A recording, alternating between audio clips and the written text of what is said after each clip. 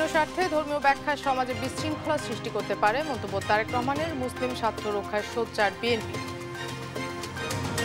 খালেদা জিয়ার চেস্টে infection, heart ও ফুসফুস আক্রান্ত, এফআর কেয়ার হাসপাতালে মেডিকেল বোর্ডের 12 ঘণ্টার তত্ত্বাবধানে। নির্বাচনের আগে আইন শৃঙ্খলার অবনতির শঙ্কা নেই, জানালেন স্বরাষ্ট্র উপদেষ্টা। ভোট সুষ্ঠু করতে সহায়তা করবে সেনাবাহিনী।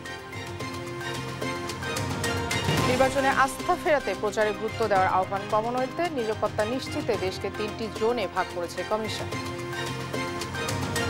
মৃত্যুদণ্ড পাওয়া শেখ হাসিনাকে ফেরত চেয়ে ভারতকে ঢাকার চিঠি, রাজউকের প্লট দুর্নীতি মামলার রায় 17 নভেম্বর। সক্রিয় ভূমিকম্প বলয় অবস্থান বাংলাদেশে, শুক্রবারের কম্পন আগাম সতর্কবার্তা। মধুপুর ভল্টে শক্তিশালী ভূমিকম্পের শঙ্কা।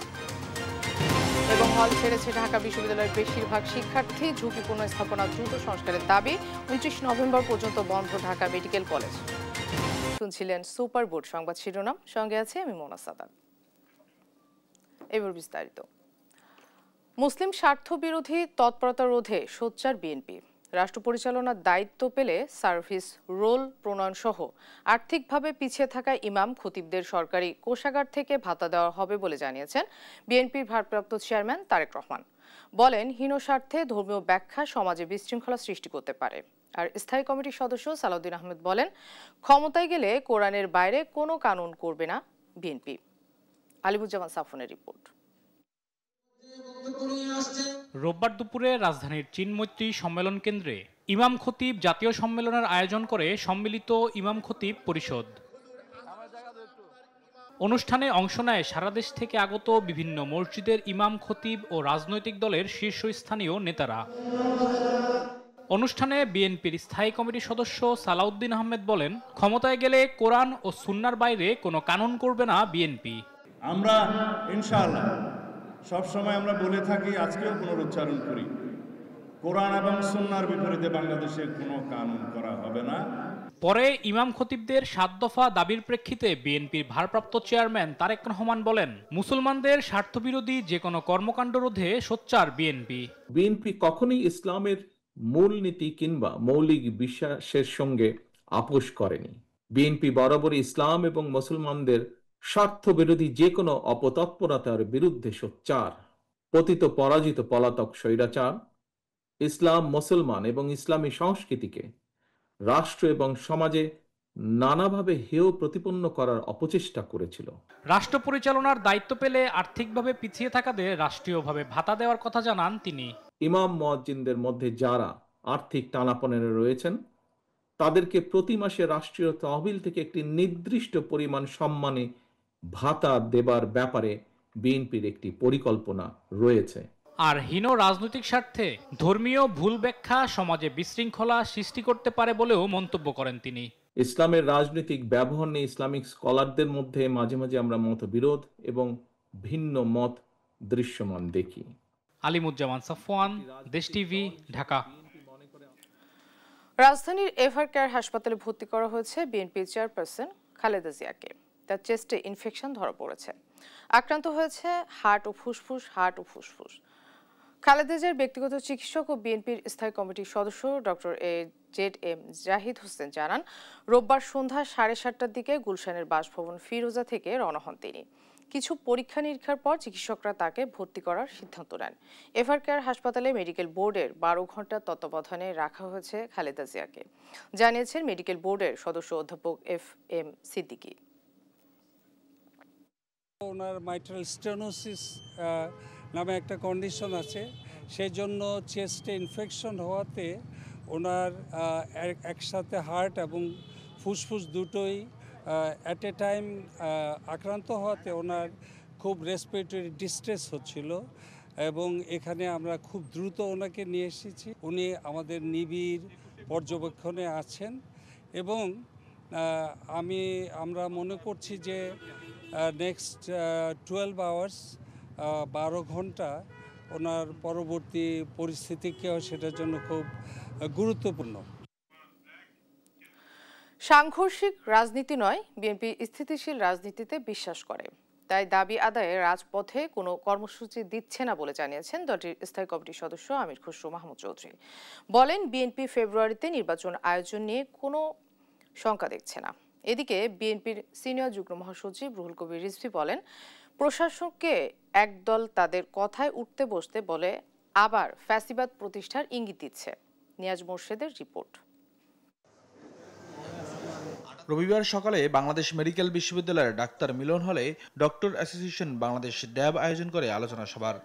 একদলীয় শাসন ব্যবস্থা থেকে এতে যোগ দিয়ে বিএনপির স্থায়ী কমিটির সদস্য আমির খসরু মাহমুদ চৌধুরী বলেন, সাংঘর্ষিক রাজনীতিতে নয়, বিএনপি স্থিতিশীল রাজনীতিতে বিশ্বাস করে। অন্যান্য কিছু দল বিভিন্ন দাবি দেওয়া নিয়ে রাস্তায় নামছে, এখন কোনো স্বৈরাচার তো নাই, কিন্তু বিএনপি রাস্তায় নামার কোনো কর্মসূচি দিচ্ছে না। অন্যরা যাই করুক, আমরা কিন্তু সাংঘর্ষিক রাজনীতির দিকে যাচ্ছি না। দুপুরে রাজধানীর একটি হোটেলে কমনওয়েলথ প্রতিনিধি দলের সঙ্গে বৈঠক শেষে গণমাধ্যমের সঙ্গে কথা বলেন আমির খসরু মাহমুদ চৌধুরী। বলেন, নির্বাচন নিয়ে আলোচনা হয়েছে প্রতিনিধি দলের সঙ্গে, জাতীয় নির্বাচন নিয়ে বিএনপি কোনো শঙ্কা দেখছে না। ফেব্রুয়ারির প্রথমার্ধে শেষ করে দেশে একটা গণতান্ত্রিক অর্ডার ফিরিয়ে আনা, ওটা হচ্ছে আমাদের সবচেয়ে বেশি প্রায়োরিটি আজকে। তো সেইটাকে মাথায় রেখে আমরা এগিয়ে যাচ্ছি সবাই। ছোটোখাটো প্রবলেম থাকতে পারে, আপনি নির্বাচনী কর্মকাণ্ডে সব কিছু স্মুথলি হবে এটা তো কোনো কারণ নাই, থাকতেই পারে, কিন্তু মূল বিষয় থেকে তো সরে যাওয়ার তো কোনো সুযোগ নেই। এদিকে জাতীয় প্রেস ক্লাবে আলোচনা সভায় যোগ দিয়ে বিএনপির সিনিয়র যুগ্ম মহাসচিব রুহুল কবির রিজভী বলেন, একটি দল প্রশাসনকে তাদের কথা মতো চলতে বলে আরেকটি ফ্যাসিবাদ প্রতিষ্ঠার ইঙ্গিত দিচ্ছে। জামাতের আমিরের সাম্প্রতিক বক্তব্যের সমালোচনা করেন তিনি। যেই সরকার থাক, তার পলিসি বাস্তবায়নে সে নিরপেক্ষভাবে কাজ করবে, কিন্তু আমি প্রশাসনকে যদি বলি আমার কথায় উঠবে আর বসবে, তাহলে তো আপনি আরেকটি দানবীয় শাসন তৈরির একটা ইঙ্গিত দিলেন, তার মধ্যে আরেকটা শেখ হাসিনা হওয়ার, আরেকটা ফ্যাসিবাদ তৈরি হওয়ার ইঙ্গিত দিলেন। শেখ হাসিনা তাই করেছেন। এদিকে শ্যামলী ক্লাব মাঠে বিএনপির ভারপ্রাপ্ত চেয়ারম্যান তারেক রহমানের 61তম জন্মদিন উপলক্ষে ক্ষুদে খেলোয়াড়দের মাঝে 100টি খেলার ব্যাট ও খেলার সামগ্রী বিতরণ করেছে ছাত্রদল। ভারতকে হারানো মনে হয়েছে কি আমরা যুদ্ধে জিতে গেছি, এরকম একটা ফিল হয়েছে সবাই। ভারত হারা মানে আমরা যুদ্ধে জিতে গেছি। তো আমাদের এই যুদ্ধ জয় এবং ভারত বধ বারবার হবে ইনশাআল্লাহ। নিয়াজ মোর্শেদ, দেশ টিভি, ঢাকা। দেশে কোরআনের সমাজ কায়েম না হলে শান্তি ফিরবে না বলে মন্তব্য করেছেন জামায়াতের আমির ডাক্তার শফিকুর রহমান। আর বিগত সময়ে আলিম ওলামাদের নির্মমভাবে নির্যাতন করে গুম খুন করা হয়েছে উল্লেখ করে এখন রাজনীতিতে ইসলামের মাঠের ক্ষেত্র তৈরি হয়েছে বলে মন্তব্য করেছেন ইসলামী আন্দোলন বাংলাদেশের আমির মুফতি রেজাউল করিম। আরও জানাচ্ছেন ইনায় নাহিদ। রোববার রাজধানীর শেরেবাংলা নগরে চীনমৈত্রী সম্মেলন কেন্দ্রে অনুষ্ঠিত হয় সম্মিলিত ইমাম খতিব জাতীয় সম্মেলন। এতে অংশ নেন জামায়াতের আমির ডাক্তার শফিকুল ইসলাম, জাতীয় নাগরিক পার্টির আহ্বায়ক নাহিদ ইসলাম, ইসলামী আন্দোলন বাংলাদেশের আমির মুফতি রেজাউল করিম সহ সারা দেশ থেকে আগত বিভিন্ন মসজিদের ইমাম খতিব ও বিভিন্ন রাজনৈতিক দলের নেতারা।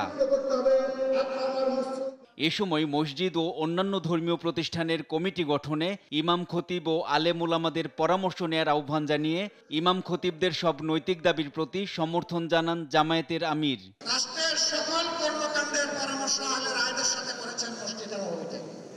যতটুকু সময় মসজিদে নববী এবং মসজিদগুলোকে মর্যাদা দিয়ে চলেছে, আর এই মসজিদ কেন্দ্রিক যে সমাজটা দুনিয়ার যে অঞ্চলে ছিল, সেই সমাজই ছিল বিশ্বের ভালো সমাজ। সম্মেলনে দেশের স্বাধীনতা, সার্বভৌমত্ব রক্ষা, মুসলিম জনগোষ্ঠীর ধর্মীয় অধিকার সংরক্ষণ, ইমাম খতিবদের সামাজিক নিরাপত্তা, সম্মানজনক ভাতা এবং মসজিদ পরিচালনার আধুনিক নীতিমালা প্রণয়ন সহ গুরুত্বপূর্ণ জাতীয় বিষয়ে রোডম্যাপ তুলে ধরেন বক্তারা। আমাদের দেশে ইসলামের পক্ষে ওলামায়ে কেরামদের আজকে তাদের পক্ষে যে মাঠ তৈরি হয়েছে, এ মাঠ কিন্তু আগে 53 বছরে আমরা দেখি নাই। আমরা যদি একটা সৎ, দক্ষ এবং ভালো নাগরিক গড়ে তুলতে চাই, তাহলে সেক্ষেত্রে মসজিদগুলোকে আমাদের উন্নয়ন করতে হবে। শুধু রাষ্ট্র পুনর্গঠন নয়, আমাদেরকে সমাজ পুনর্গঠন করতে হবে, আমাদের ব্যক্তির চিন্তা মানসিকতার পুনর্গঠন করতে হবে। ইমাম খতিবদের 7 দফা দাবি পূরণে সরকার দ্রুত পদক্ষেপ নেবে বলেও আশা প্রকাশ করেন রাজনৈতিক দলের বক্তারা। এনআই নাহিদ, দেশ টিভি, ঢাকা।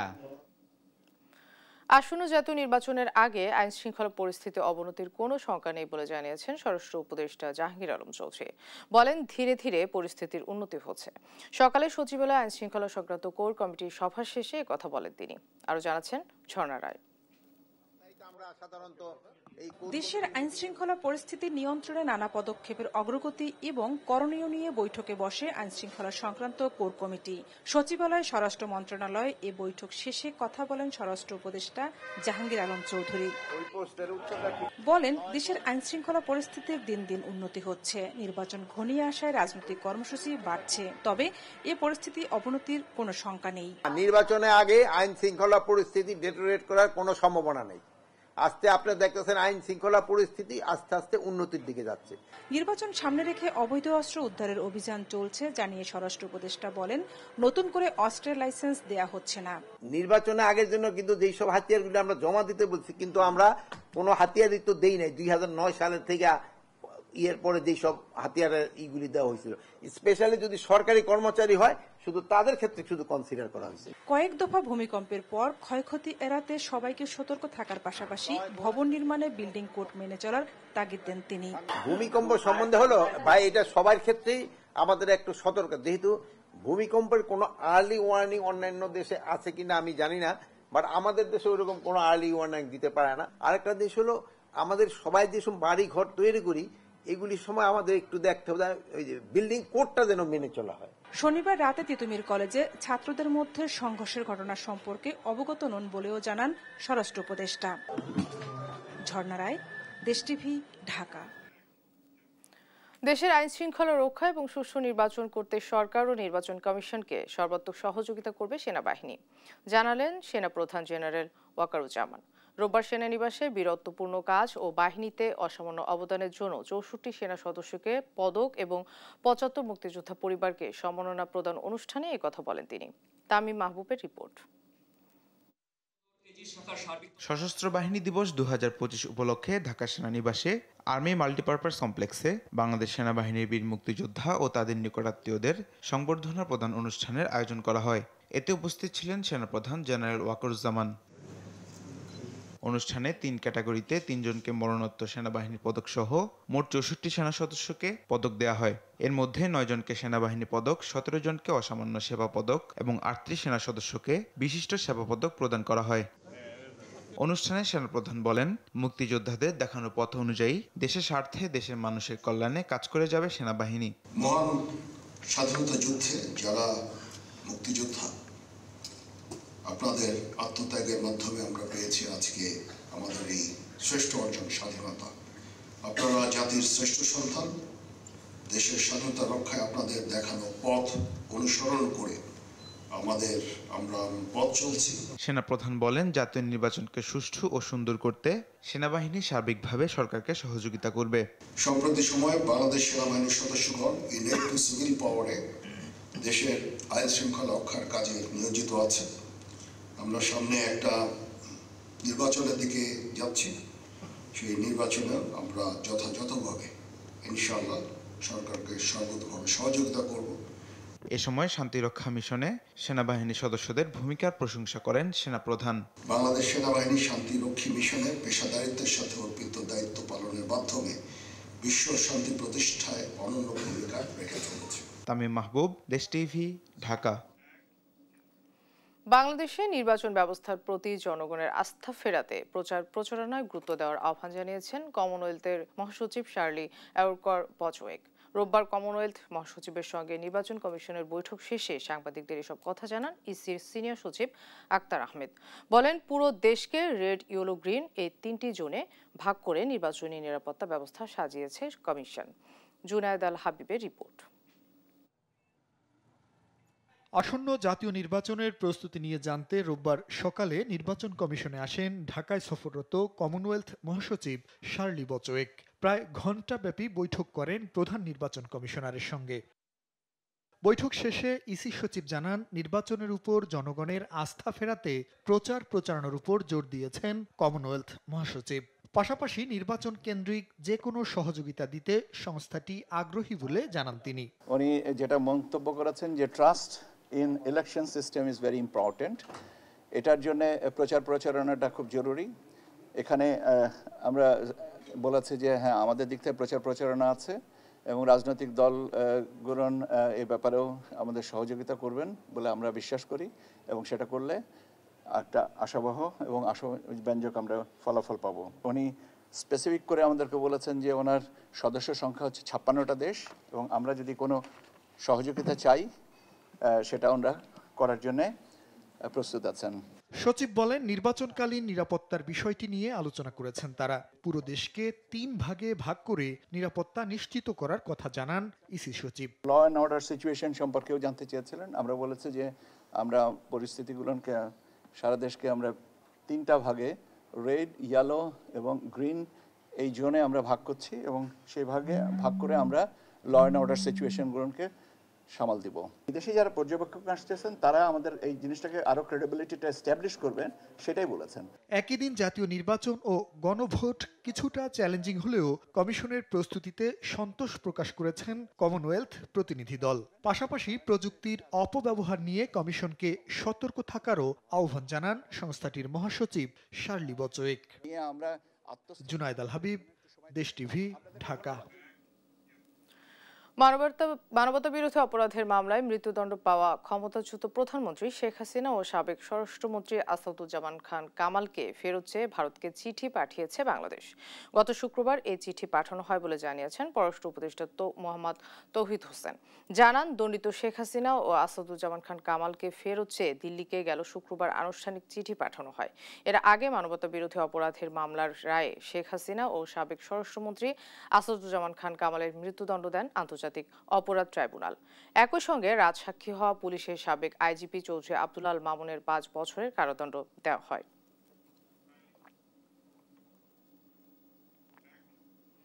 রাজুকের প্লট দুর্নীতির 3 মামলায় সাবেক প্রধানমন্ত্রী শেখ হাসিনা, তার ছেলে সজীব অজেদ জয়, মেয়ে সাইমা অজেদ পুতুল সহ 47 আসামির বিরুদ্ধে রায় হবে আগামী 17 নভেম্বর।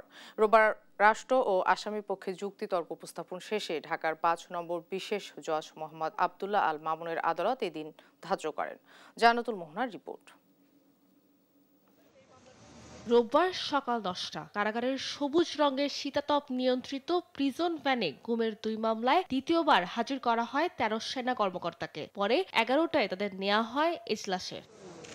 এদিন ভার্চুয়ালি হাজিরার সুবিধা চেয়ে ট্রাইব্যুনালে আবেদন করেন সেনা কর্মকর্তাদের আইনজীবীরা। এ সময় আদালত বলেন, সাবেক প্রধান বিচারপতি মন্ত্রীরা সশরীরে আদালতে হাজিরা দিচ্ছেন, আইন সবার জন্য সমান, বিষয়টি মনে করিয়ে দেন ট্রাইব্যুনাল চেয়ারম্যান। ভার্চুয়ালি হাজিরা দিতে চেয়েছেন, আদালত কমেন্ট করেছেন যে আইন সবার জন্যই সমানভাবে প্রযোজ্য হবে।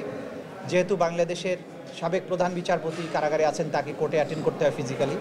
অ্যাপেলেট ডিভিশনের বিচারক, সিনিয়র মন্ত্রী, বিভিন্ন পর্যায়ের মানুষ যারা আসামি হয়েছেন তারা রেগুলারলি আদালতে সশরীরে হাজিরা দেন। পরে এই 2 মামলায় সাবেক ও বর্তমান 25 সেনা কর্মকর্তার বিরুদ্ধে অভিযোগ গঠনের শুনানির জন্য 3 ও 7 ডিসেম্বর দিন ধার্য করেন ট্রাইব্যুনাল 1। এ সময় শেখ হাসিনা সহ পলাতক আসামিদের জন্য রাষ্ট্রের পক্ষ থেকে আইনজীবী নিয়োগ দেওয়া হয়। তাকে আরো প্রপার ওয়েতে ডিফেন্স দেওয়া দরকার।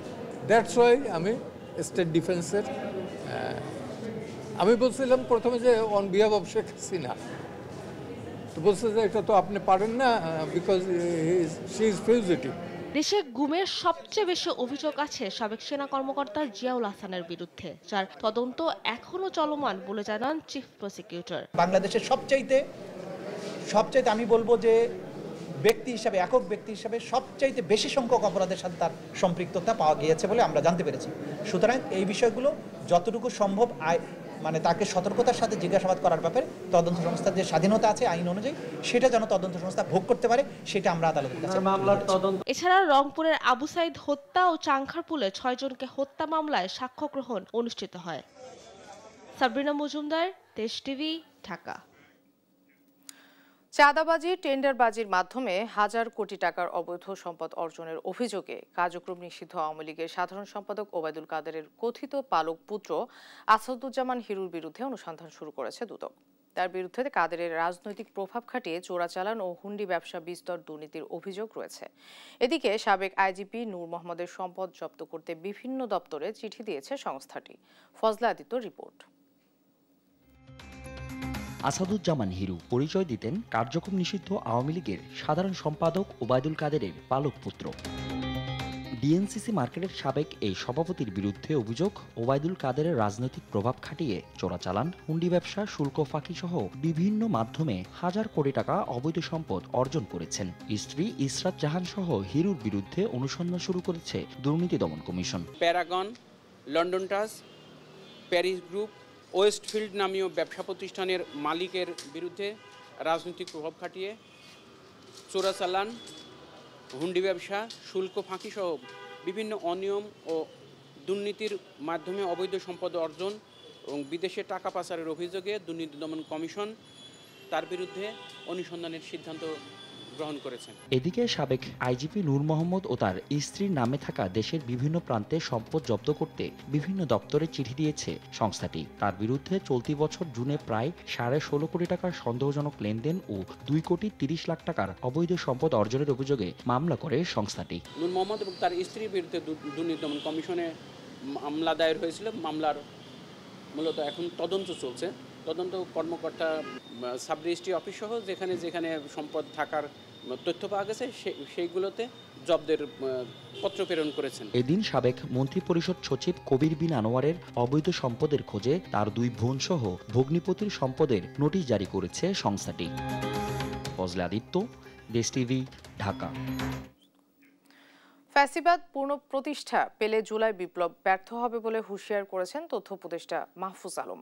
রোববার এক ফেসবুক পোস্টে তিনি এমন সতর্কবার্তা দেন। জানান, মুজলুম জালিম হচ্ছে, ফ্যাসিবাদ বিরোধীরা ফ্যাসিবাদী হচ্ছে। জুলুমকে ইনসাফ দিয়ে, সহিংসতাকে দরদ দিয়ে প্রতিস্থাপন না করে যারা নতুন মাত্রার জুলুম ও সহিংসতা করে বেড়াচ্ছেন তারা ফ্যাসিবাদের পুনঃজাগরণের জন্য দায়ী থাকবেন। ভিন্ন মতের প্রতি সম্মান দেখানোর আহ্বান জানিয়ে তিনি তাসবপন্থী, ফকির, বাউল সহ ভিন্ন ধর্মাবলম্বীদের উপর সব ধরনের জুলুম বন্ধ করার আহ্বান জানিয়েছেন।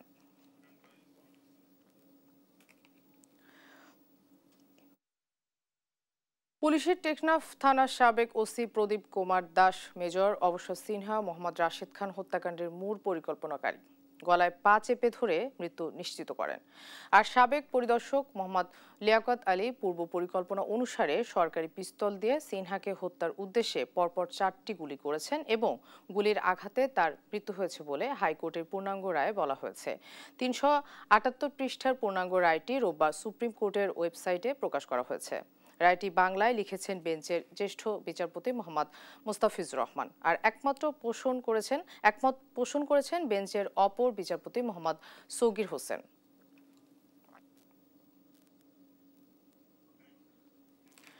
রাষ্ট্রপতি মোহাম্মদ শাহাবুদ্দিনের সঙ্গে সৌজন্য সাক্ষাৎ করেছেন বাংলাদেশের সফররত ভুটানের প্রধানমন্ত্রী শেরিং তোবগে। রোববার দুপুরে বঙ্গভবনে ভুটানের প্রধানমন্ত্রীকে স্বাগত জানান রাষ্ট্রপ্রধান। পরে বঙ্গভবনের ক্রেডেন্সিয়াল হলে তারা এক আনুষ্ঠানিক আলোচনায় বসেন। এই সময় আগামী দিনে বাংলাদেশ ও ভুটানের মধ্যে ব্যবসা বাণিজ্য, জল, বিদ্যুৎ, শিক্ষা ও স্বাস্থ্য খাতে সম্পর্ক আরও জোরদার হওয়ার আশা ব্যক্ত করেন রাষ্ট্রপতি। এর আগে রাজধানীর একটি হোটেলে এনসিপির আহ্বায়ক নাহিদ ইসলামের নেতৃত্বে দলটির নেতারা ভুটানের প্রধানমন্ত্রীর সঙ্গে সাক্ষাৎ করেন। সারা দেশে 24 ঘন্টায় ডেঙ্গু আক্রান্ত হয়ে আরও 8 জনের মৃত্যু হয়েছে। এ সময় 778 জন ডেঙ্গু আক্রান্ত হয়ে বিভিন্ন হাসপাতালে ভর্তি হয়েছেন। রোববার স্বাস্থ্য অধিদপ্তর থেকে পাঠানো ডেঙ্গু বিষয়ক এক প্রেস বিজ্ঞপ্তিতে এই তথ্য জানানো হয়। এতে বলা হয় 24 ঘন্টায় 1111 জন ডেঙ্গু রোগী হাসপাতাল থেকে ছাড়পত্র পেয়েছেন। সব মিলিয়ে চলতি বছরে মোট 87,442 জন রোগী হাসপাতাল থেকে ছাড়পত্র পেলেন। ভৌগোলিক অবস্থানের কারণে বাংলাদেশ রয়েছে একটি সক্রিয় ভূমিকম্প বলয়ের উপর। বিশেষজ্ঞরা বলছেন, গত শুক্রবার 5.7 মাত্রার ভূমিকম্প ছিল সামনের বড় বিপর্যয়ের আগাম সতর্কবার্তা। তাদের মতে দেশের চারপাশে 5টি প্রধান উৎপত্তিস্থল বা ফল্ট, ডাউকি এবং মধুপুর ফল্ট বড় মাত্রার ভূমিকম্পের উৎস হতে পারে। সাদ আহমেদের রিপোর্ট। শুক্রবার সকাল 10:38 হঠাৎ তীব্রভাবে কেঁপে ওঠে রাজধানী ঢাকা সহ পুরো দেশ। রিক্টার স্কেলে এই ভূমিকম্পের মাত্রা ছিল 5.7। বাংলাদেশের নিচে থাকা ইন্ডিয়ান, ইউরেশিয়ান এবং বার্মা মাইক্রোপ্লেটের সংযোগস্থলে জমে থাকা শক্তি যে কোনো মুহূর্তে বড় ভূমিকম্পের জন্ম দিতে পারে। ভূমিকম্প গবেষক ডক্টর হুমায়ুন আক্তার বলেন, বাংলাদেশের বার্মা মাইক্রোপ্লেটের বিশেষ করে সিলেট থেকে চট্টগ্রাম সাবডাকশন জোনে গত 800 থেকে 1000 বছরে বড় ধরনের ভূমিকম্প হয়নি। আমাদের গবেষণায় আমরা দেখেছি যেখানে যে পরিমাণ শক্তি জমা হয়ে রয়েছে সেখানে হচ্ছে 8.2 থেকে 9 শক্তির সম্পন্ন ভূমিকম্প এখানে সংগঠিত হওয়ার মতো শক্তি এখানে জমা হয়ে আছে। এই সেগমেন্টের একটা ক্ষুদ্র একটা অংশে 5.7 এটা হচ্ছে খুলে গেল। আমাদেরকে যে বার্তা দিচ্ছে যে নিকট ভবিষ্যতে বড় মাত্রার ভূমিকম্প আঘাত হানতে পারে। ঝুঁকি বিবেচনায় সমগ্র বাংলাদেশকে 3টি জোনে ভাগ করা হয়েছে।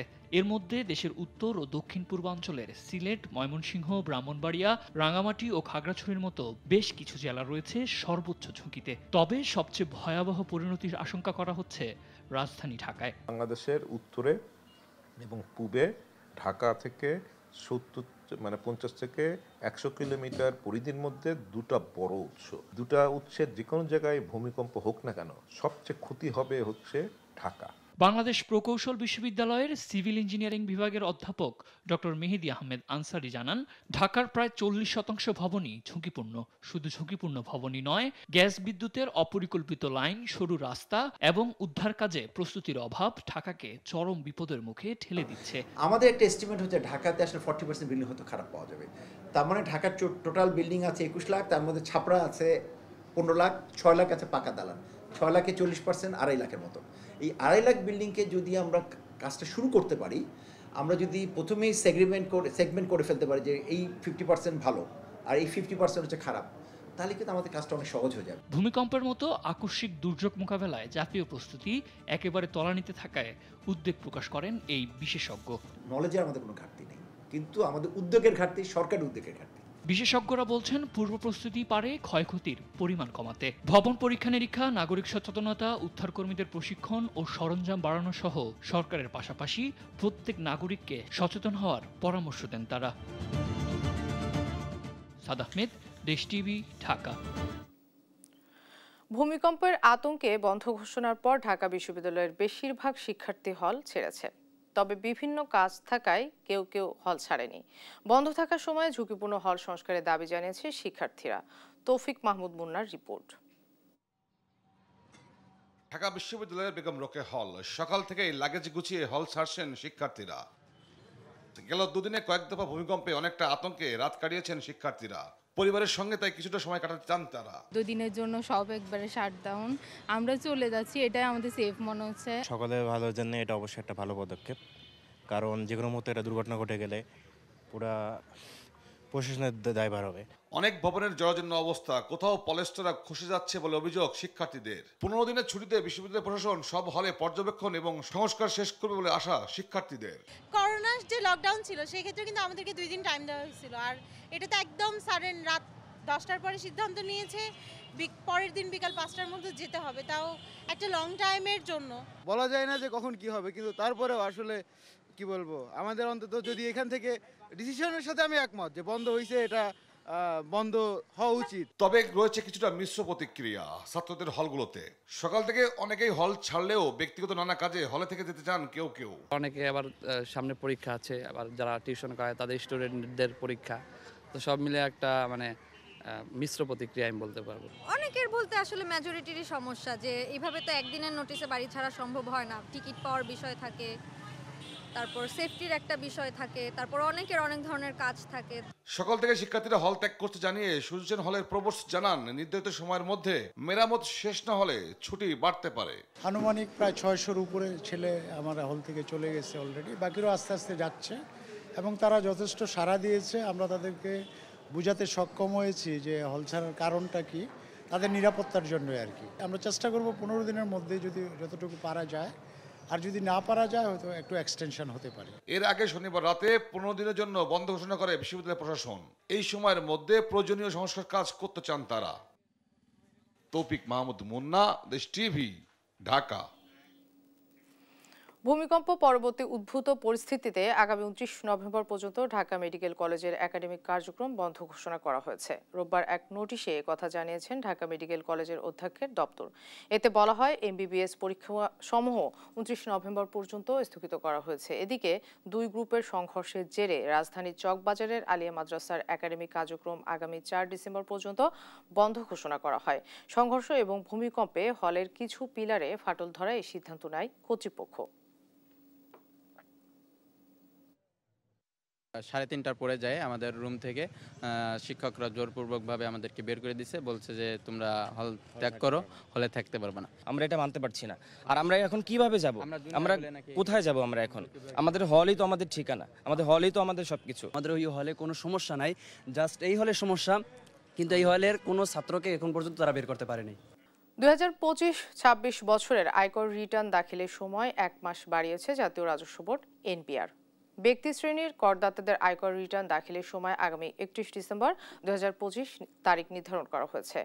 একই সঙ্গে রিটার্ন সিস্টেমে নিবন্ধন সংক্রান্ত সমস্যার কারণে কোনো করদাতা অনলাইনে আয়কর রিটার্ন দাখিলে অসমর্থ হলে 15 ডিসেম্বর 2025 তারিখের মধ্যে সংশ্লিষ্ট উপকর কমিশনের কাছে সুনির্দিষ্ট যৌক্তিকতা সহ আবেদন করা যাবে বলে আরও একটি আদেশ জারি করেছে NPR। রবিবার এই সংক্রান্ত নির্দেশনা জারি করেছে সংস্থাটি। ট্রাভেল এজেন্সি নিবন্ধন ও নিয়ন্ত্রণ অধ্যাদেশ 2025 বাতিলের দাবিতে জাতীয় প্রেস ক্লাবের সামনে মানববন্ধন করেছে association of travel agents of Bangladesh আকাব সদস্য কল্যাণ ঐক্য জোট। রোববার জাতীয় প্রেস ক্লাবের সামনে মানববন্ধনে তারা দাবি করেন, এটি বাস্তবায়ন হলে 5000 ট্রাভেল এজেন্সি বন্ধ হয়ে যেতে পারে। তাদের দাবি, ট্রাভেল এজেন্সি নিবন্ধন ও নিয়ন্ত্রণ অধ্যাদেশ বেসামরিক বিমান পরিবহন ও পর্যটন মন্ত্রণালয় 2013 সালের আইন এবং 2021 সালের সংশোধনী আইনের পরিবর্তন করে নতুন যে অধ্যাদেশের খসড়া তৈরি করেছে তা সঙ্গতিপূর্ণ নয়। এ অধ্যাদেশ বাস্তবায়িত হলে পর্যটন খাত ক্ষতিগ্রস্ত হবে বলেও উল্লেখ করেন তারা। ব্রাহ্মণবাড়িয়ায় পাসপোর্ট করতে আসা এক রোহিঙ্গা তরুণী সহ দুজনকে আটক করা হয়েছে। রোববার দুপুরে ব্রাহ্মণবাড়িয়া আঞ্চলিক পাসপোর্ট অফিসে পাসপোর্ট করতে এসে এক রোহিঙ্গা তরুণী হাজেরা বেগম ও তার ভাই পরিচয় দেওয়া ইমন মিয়াকে আটক করা হয়। হাজেরা বেগম ভুয়া পরিচয় সুফিয়া নামে পাসপোর্ট করতে আসলে তার বয়স, আচরণ ও কাগজপত্রে অসঙ্গতি ধরা পড়ে। যাচাই বাছাই জানা যায়, তার জন্ম নিবন্ধন ও ঠিকানা সহ জমা দেওয়া কাগজপত্র জাল এবং সে কক্সবাজারে রোহিঙ্গা ক্যাম্পের বাসিন্দা। ব্রাহ্মণবাড়িয়ার সরাইলে জমি নিয়ে পুরনো বিরোধের জেরে আফরোজ আলী নামে এক বৃদ্ধ নিহত হয়েছেন। রোববার সন্ধ্যায় শাহজাদপুর ইউনিয়নের দেওয়ারা গ্রামে এ ঘটনা ঘটে। সংঘর্ষে উভয় পক্ষের কমপক্ষে 20 জন আহত হয়, যাদের মধ্যে ফারুক মিয়াকে আশঙ্কাজনক অবস্থায় ঢাকায় পাঠানো হয়েছে। কয়েকদিন ধরে মাগুরঘাটি এলাকায় একটি জমি নিয়ে দানা মিয়া গোষ্ঠী ও শিপন গোষ্ঠীর মধ্যে বিরোধ চলছিল এবং এর আগেও কয়েক দফা সংঘর্ষ হয়। সেই বিরোধের জেরেই এই সংঘর্ষ বাধে। সংঘর্ষে আফরোজ মিয়া নিহত হন এবং আহতরা বিভিন্ন হাসপাতালে চিকিৎসাধীন রয়েছে। সরাইল থানার ভারপ্রাপ্ত কর্মকর্তা জানান, পরিস্থিতি নিয়ন্ত্রণে আনা হয়েছে এবং নিহতের মরদেহ মর্গে পাঠানো হয়েছে। ঘটনায় আইনগত ব্যবস্থা নেওয়া হচ্ছে। টাঙ্গাইলের মধুপুরে মোটরসাইকেল রেস করতে গিয়ে সড়ক দুর্ঘটনায় রাকিব এবং ইয়াসিন নামে 2 তরুণ নিহত হয়েছেন। রোববার রাত 7টার দিকে টাঙ্গাইল ময়মনসিংহ আঞ্চলিক মহাসড়কের জলি টেলকি এলাকায় এই দুর্ঘটনা ঘটে। বন্ধুদের সঙ্গে রেস করতে গিয়ে রাকিবের মোটরসাইকেল নিয়ন্ত্রণ হারিয়ে রাস্তার পাশের একটি পিলারের সঙ্গে ধাক্কা লাগে। এতে ঘটনাস্থলে রাকিব ও ইয়াসিন মারা যান। অন্যদিকে মাদারীপুরের কালকিনিতে বাসের ধাক্কায় 9ম শ্রেণীর ছাত্র রাকিব মোল্লা নিহত এবং তার বন্ধু রবিন আহত হয়েছেন।